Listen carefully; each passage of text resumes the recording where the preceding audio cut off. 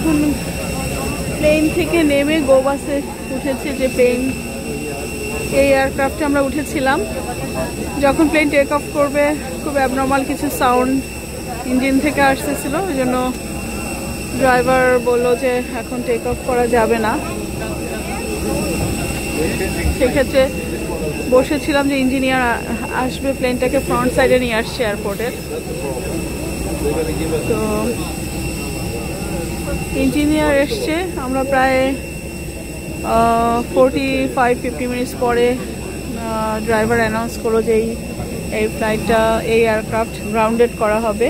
আমাদেরকে গো বাসে করে কোন টার্মিনালে নিবে জানি না, আরও 1 ঘন্টা লাগবে। অ্যানাদার এয়ারক্রাফট করে আমরা যাব, তবে আজকে রাতেই যাব ইনশাল্লাহ। এয়ারক্রাফট ভর্তি একদম, এয়ারক্রাফট ভর্তি মানুষ।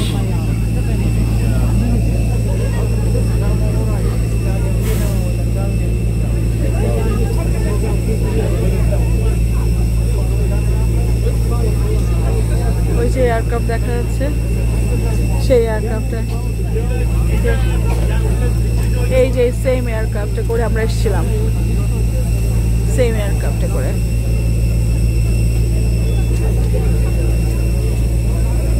পুরো এয়ারক্রাফট ভরা হচ্ছে মানুষের, মানে লোকে লোকারণ্য।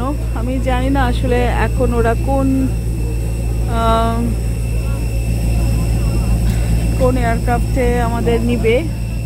সেম উইজ এয়ারলাইন্সেরই আরেকটা কোনো এয়ারক্রাফটে আমরা যাব, কিন্তু এখন ওরা আমাদের বাসে করে কোন টার্মিনালে নিয়ে যাচ্ছে বললো যে 1 ঘন্টা খানিক লাগবে ফিক্স হতে।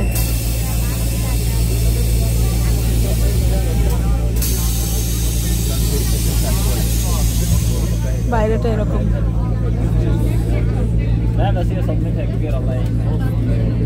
এই যে এয়ারপোর্টের সামনে ফ্রন্ট সাইডে চলে আসছে, আমরা একদম টেক অফ করার জন্য দূরে চলে গেছিলাম, কিন্তু সামনেই চলে আসছে।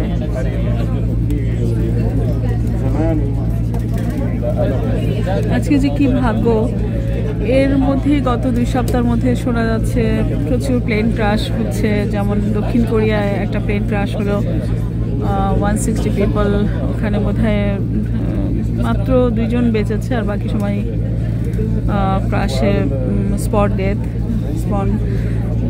আবার এমিরেটসে, দুবাইতে সাগরের মধ্যে 2 জন পাইলট নিয়ে, 2 জন পাইলটই ছিল, প্লেন ক্রাশ করেছে। তো যখন এই প্লেনটা আমরা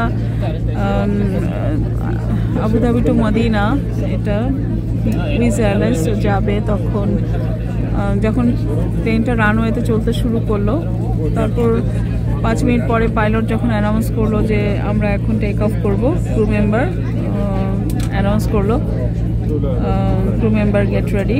সো তখনই দেখা গেলো মনে হয় স্পিড বাড়ানোর সাথে সাথে প্রচণ্ড যান্ত্রিক ত্রুটি, মানে এমন সাউন্ড যে ইঞ্জিন ঘষে ঘষে, মানে ইঞ্জিনটা মারা যাচ্ছে, এমন একটা সাউন্ড যে ইঞ্জিনটা খুব কষ্ট করে চলতেছে। তো আমার কাছে প্রথম থেকে সাউন্ডটা খুব অ্যাবনর্মাল লাগছিল।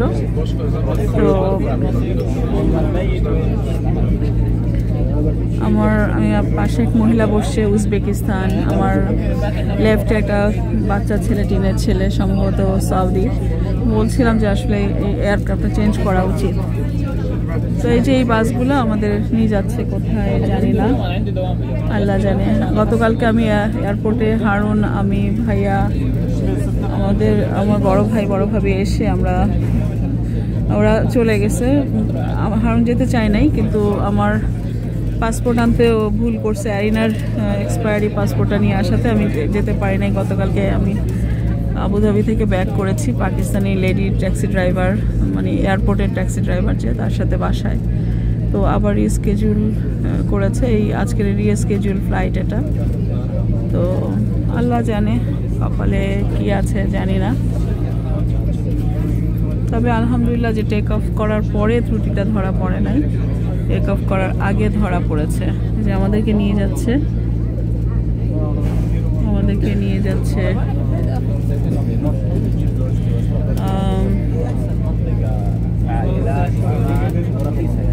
আমাদেরকে কোন জায়েদ ইন্টারন্যাশনাল এয়ারপোর্টেরই টার্মিনাল। আমি 9 নম্বর গেটে ছিলাম, 9-এ। কত নম্বর গেটে নিচ্ছে আমি জানি না। আমাদের বাস ঘেরা হচ্ছে লোকে লোকারণ্য। এটা 2nd নাম্বার বাস। 2টা বাস ভরে আমাদের প্যাসেঞ্জার সব নিয়ে গেছে। এই যে এইরকম 2টা বাস ভরে আমরা যাচ্ছি। আমাদের এখন কোন টার্মিনালে নিবে আমি জানি না।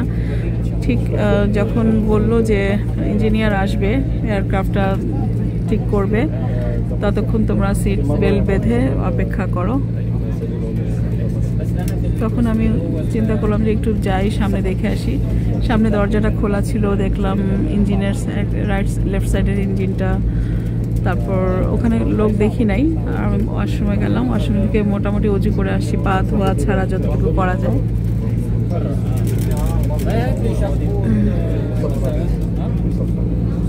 তো আলহামদুলিল্লাহ যে মানে যান্ত্রিক ত্রুটি নিয়ে এয়ারক্রাফটটা ফ্লাই করে নাই। অনেক সময় ক্যাপ্টেনের ভুল সিদ্ধান্তে কিন্তু অনেক বড় সব শেষ হয়ে যায়। যেমন এটা ঠিক করলো ইঞ্জিনিয়ার, এখন ডিক্লেয়ার করলো যে কোনো সমস্যা নাই, কিন্তু মিডল অফ দ্য স্কাইতে তো আল্লাহ মাফ করে হতে পারে। তখন ইমার্জেন্সি ল্যান্ডিং করাটা আসলে সবসময় সুইটেবল না। আমাদের বাস নিয়ে যাচ্ছে আমাদেরকে। তো আজকে যে এমন একটা ভিডিও আমি বানাবো আমি জানি নাই। আমি এই ঘটনাগুলো টিভিতে শুনি যে এয়ারক্রাফটে উঠে বসছে, কিন্তু এয়ারক্রাফটে যান্ত্রিক ত্রুটি দেখা দিচ্ছে। সাধারণত বেশিরভাগ ক্ষেত্রে টেক অফ করার পরে দেখা দেয়। যেমন হারুন একবার ব্রিটিশ এয়ারওয়েজে যেটা হয়েছে, টেক অফ করার পরে কিছুক্ষণের মধ্যেই যান্ত্রিক ত্রুটি ধরা দিচ্ছে, পরে ওরা আবার ব্যাক করছে হিথ্রো এয়ারপোর্টে। যে আমাদের বাসটা এখন যাচ্ছে এদিকে।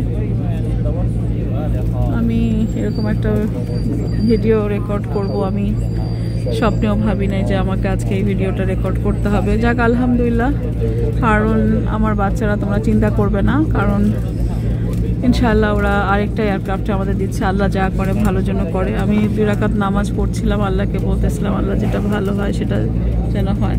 আমি সবসময় যখন ভাবি যে there is possibility for death, তখন আমি সবসময় আমার বাচ্চাদেরকে কথা বলি। সামিন অ্যারিনাকে আমি একটা ভয়েস মেসেজ রেখেছি, ওরা খুব ব্রিফিং দিয়ে 2-3 মিনিটে যে ওরা জীবনে কীভাবে চলবে, পেরেশান হবে না, মা মারা গেল কোনো পেরেশান হবে না, মাথা ঠান্ডা রাখবে, ভাই বোনি চাদার বুকে বুকে থাকবে, বাবাকে টেক কেয়ার করবে, সুন্দর করে পড়ালেখা করবে। আর অ্যারিনাকে, আমার মাকে অবশ্যই ইনশাআল্লাহ মা উইশ করি ও একজন বড় ডক্টর হবে, কারণ আমার মা খুব ডেডিকেটেড এবং খুব শার্প ব্রেন, মাশাআল্লাহ আলহামদুলিল্লাহ। আমাদের বাসটা এখনো চলতেছে।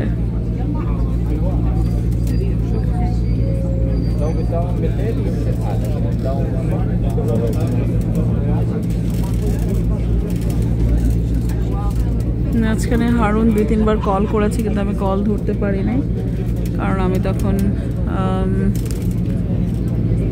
ভিডিও ধারণ করছিলাম।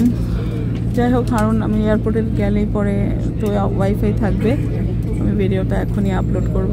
তবে আমাদেরকে যেখানে নিয়ে যায় সেখানে একটু সময় লাগবে।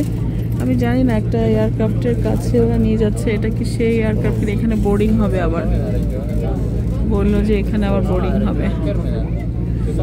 আলহামদুলিল্লাহ, একদম দুর্ঘটনা ঘটার চাইতে একটু কষ্ট হওয়াটা তো ভালো, যে আমি আমার পরিবারকে আবার ফেরত পাচ্ছি। এমনি এত টেনশন করছি যে হারুন, বড় ভাই ওরা চলে গেছে আগে।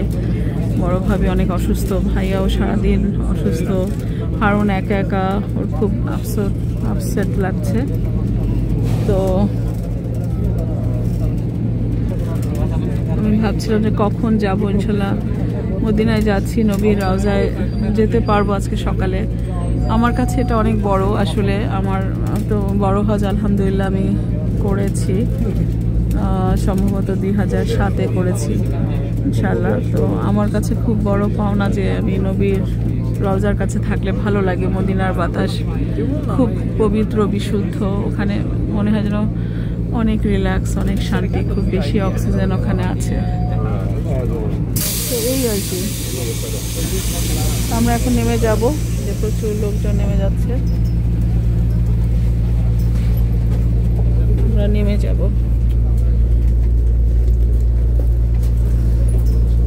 বাস থেকে নেমে যাচ্ছি আমরা।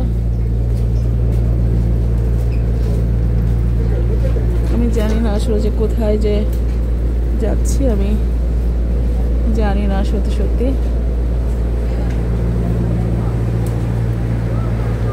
আলহামদুলিল্লাহ নেমে গেলাম বাস থেকে।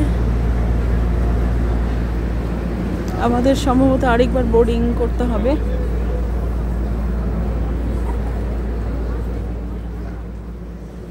সম্ভবত আরেকবার আমাদের বোর্ডিংয়ে যেতে হবে। আজকে প্রচুর রাশিয়ান প্যাসেঞ্জার আছে আমাদের প্লেনে, অনেক উজবেকিস্তানের প্লেনের মনে হয় অর্ধেকের বেশি। ওরা না বেশিরভাগই ইংলিশ বোঝে না, আর কিছু সৌদির প্যাসেঞ্জার তো আছে। এই আর কি, কোথায় যে নিয়ে যাচ্ছে কিছুই জানি না। শুধু জানি পাইলট বলেছে যে আমাদের বোর্ডিং করতে হবে। তো আমি এই পর্যন্তই দিচ্ছি। আল্লাহ হাফেজ।